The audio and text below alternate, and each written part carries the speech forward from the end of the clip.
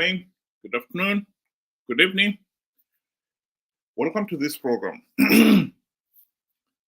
Tonight, I would like to revisit the issue of elections. Zimbabwe is a failed state. And one of the contributing factors to that is our failure to hold free, fair, and credible elections. Zanu PF has been rigging elections ever since the country's independence in 1980. And so the nation has found itself stuck with this corrupt, incompetent, and tyrannical regime that has only managed to stay in power all these last 43 years because it rigged elections. We can't get rid of Zanu PF. We cannot get a regime that is accountable to us, the people. And Zanu PF knows that as long as it's able to rig the elections, it can stay in power, it doesn't have to be accountable. So the need to hold free, fair, and credible election is at the heart of Zimbabwe getting out of this economic and political mess. We are a failed state. Why has it been so difficult to achieve that? One of the reasons for it is actually very simple. Some people have it in their heads that we must participate in these elections no matter what. Because that is nonsensical. You participate in an election process. In this particular case, which is so flawed, so illegal, that at the end of the day, all you're doing is give the vote rigging Zanu PF legitimacy. It doesn't make any sense. But it seems like some people now that ever since we got our independence, they've got it in their head that they must participate no matter what. Of course, it's ridiculous. Try to convince them, has been really a serious problem. But like it or not, our failure to move out of that is why we are in this mess. Here is a quotation from Tendai Biti in 2015. This is after the 2013 elections. What he was doing there is acknowledging a reality. That participating in an election process that is so flawed, you know the result before you even take part, is totally meaningless. What Tendai Biti was saying then was what SADC leaders had said to the MDC alliance, MDC leaders in 2018. Do not participate in these flawed elections without reforms. Indeed, to take back, we can say the 2008 elections were a watershed because that year, Zanu PF was forced to show its entire card.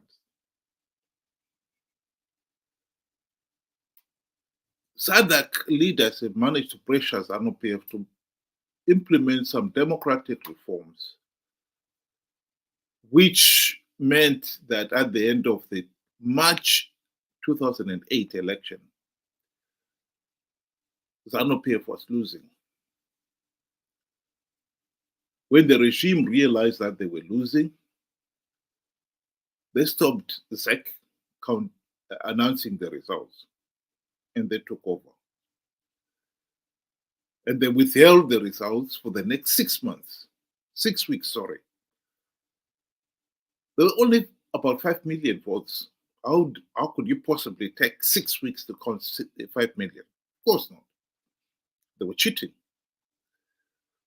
They were able to whittle down, triangulate 73% of the votes, according to Mugabe's inadvertent admission, whittle it down to 47%. Just enough to force the runoff. And during the runoff, they used some of the worst wanton violence that the nation had been subjected to during an election process. At the end of it, Mugabe was declared to have won 84% of the vote. SADC, the AU, which in the past had rubber-stamped Zanu PF rigged elections, this time they said no, they could not possibly do that. The process was so flawed. This is what forced Zanu PF to go in the GNU. SADC refused to give Zanu PF political legitimacy. That's forcing them to go into the GNU.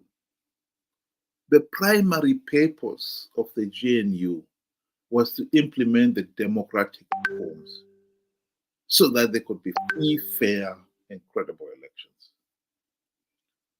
Why this has become so difficult for some people to comprehend? Because belief.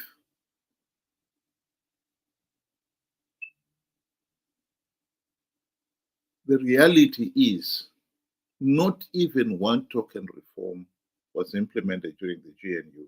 The 5 years of the GNU, 2008 to 2013.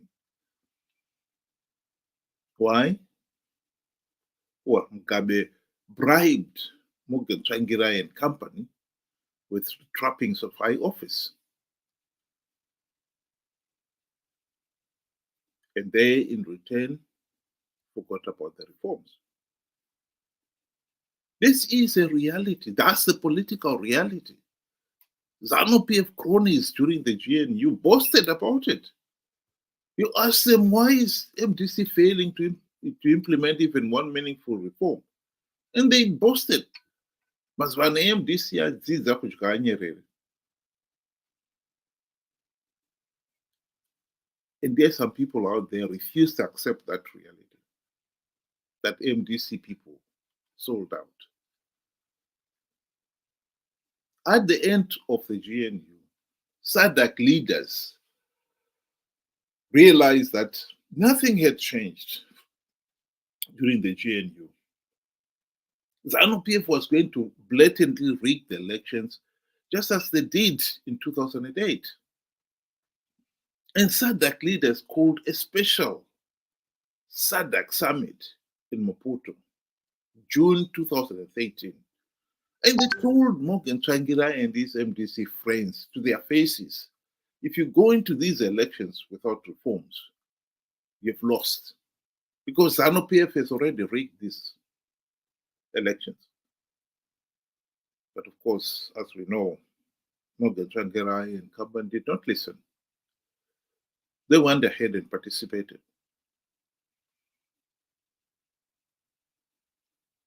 And it was out of that election that this admission by Tendai Biti in 2015 came out. We cannot keep on participating in flawed election processes that serve to give big benefits to dictators such as Robert Mugabe.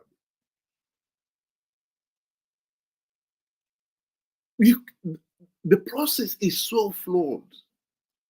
Without reforms, you cannot win those elections. This is a quotation I've also used very often. This is from David Coltart in his book, And here is a picture of that book. The struggle continues, 50 years of tyrannical rule in Zimbabwe. What David Coltart was saying there is admitting what Tendai Biti was saying as well, that the process in the 2013 election was so flawed, so illegal, that the only logical step to do was to withdraw.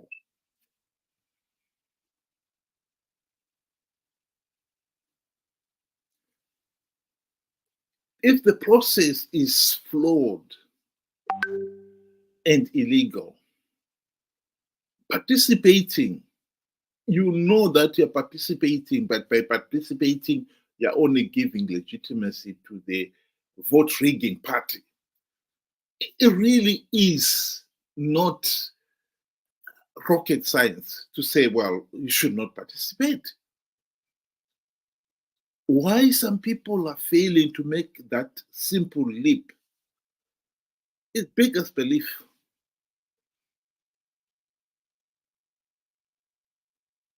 As for why the opposition leaders, David Coltart and his friends, failed to make that quantum leap, he explains it there. The mistrust between MDCT, which is one faction of the MDC, and MDCN was such that neither could withdraw for fear the other would remain in the election, winning the seats. Of course, Zanu PF, they're not dumb. They knew that as long as we allow a few gravy train seats to the opposition, that will entice them to want to participate. They knew this, that the opposition, the MDCN and MDCT guys, were corruptible from the GNU itself. The reason why they failed to implement the reforms during the GNU was that Mugabe had bribed them with the trappings of high office. And here was a situation where Zanu PF was bribing the opposition once again so that they participate in the flawed elections. And the truth of the matter is, the opposition has been participating in these flawed elections ever since the the GNU debacle.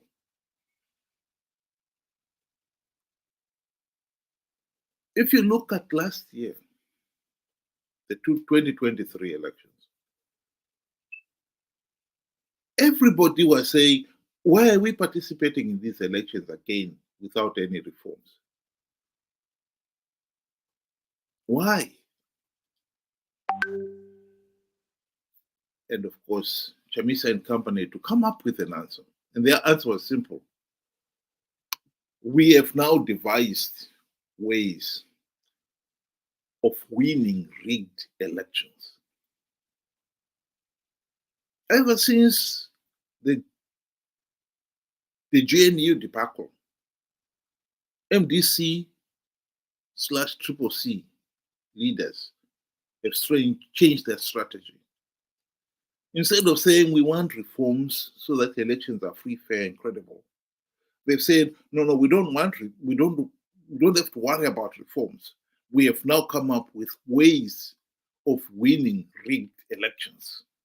Whatever Zanu PF does to rig the elections, we've got strategies to counter that.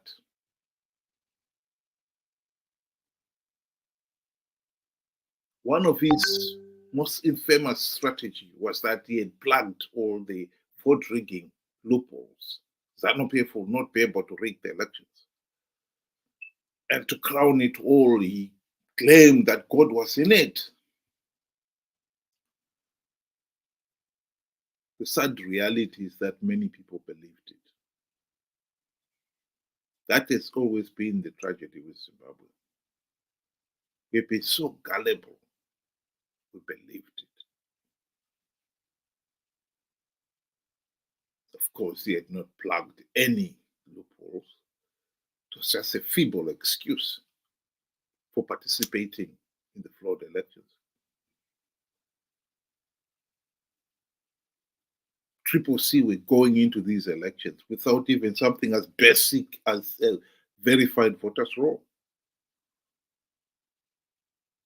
And Zanu PF was able to blatantly rig the elections. As long as Zanu PF is able to rig the elections, Zimbabwe, there will be no meaningful economic development. That is the reality. Zimbabwe will remain a failed state. I'll quickly go through some of the arguments that have been offered for participating in these flawed elections. One of the common ones for participating in last year's election is that, oh, if Triple C had not participated, then SADC and the AU would have not condemned the elections as flawed. That is nonsensical. Because everybody could see it without a verified voters roll. The process is flawed. You do not have to go through the election process to see that. Another argument has been, or if Triple C had not participated, the other smaller parties would have participated and given the regime legitimacy. That too is nonsense. Between Zanu PF's Mnangagwa and Chamisa, their vote, according to ZEC, Mnangagwa got 52%, Chamisa got what, 46%? Or 44%? So that in total, they got 96%. So all the other 9 opposition leaders got only 6%.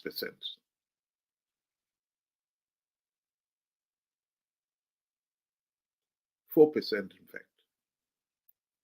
So how could you say that if somebody with 44% had boycotted those elections, that would not have been noticed?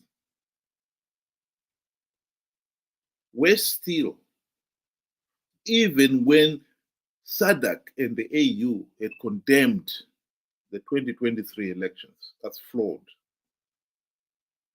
our friends in Triple C still went ahead and accepted and took up their seats, their gravy train seats, and thus endorsing that those elections were free, fair, and credible. Even Chamisa himself, when he told these guys, you shouldn't take them up, they told him no. They were going to go ahead. They realized this is an opportunity for them to get on the gravy train, and they were not going to miss it.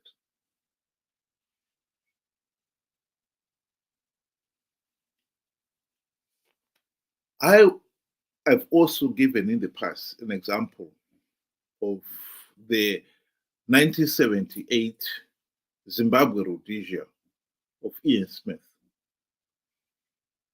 That internal settlement, it was clear to anybody that it was a compromise, a sellout.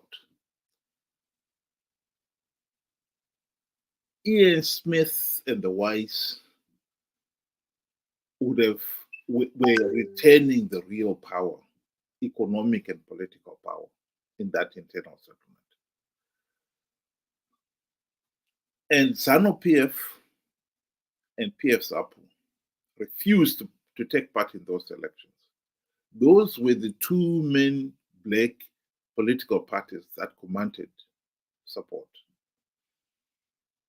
Muzorewa and Dawaneng Stole participated. But everybody could see that the internal settlement itself was ridiculous. And by the fact that the main political parties refused to participate in those elections, that was enough to convince everybody to realize that this process has no credibility at all. So why is it that if Maduku and Monzora had participated in last year's election, people would have been blinded by that and still expected to endorse the process as being free, fair, and credible? Of course, it's ridiculous. Rules are meant to be obeyed. They serve a purpose. If we are going to say we're going to have an election, we have got to agree on the basic rules. And if the process is so flawed that the rules are being literally thrown out of the window, then by participating, we are giving that flawed process legitimacy. It doesn't make any sense.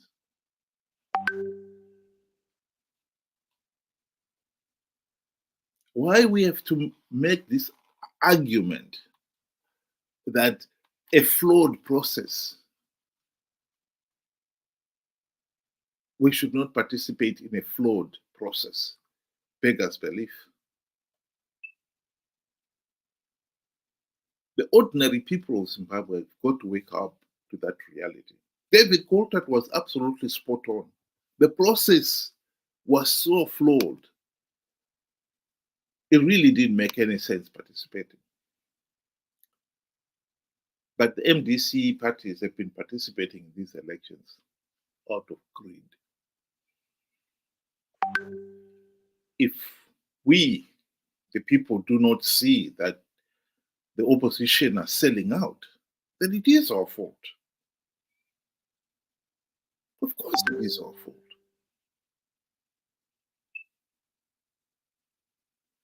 Zimbabwe is a failed state because we failed to hold free, fair, and credible elections. We are not going to have free, fair, and credible elections without implementing the democratic reforms. At the present moment, the opposition constituting MDC/CCC will participate in these flawed elections out of greed. Why any thinking Zimbabwean should participate to give the process legitimacy beggars belief.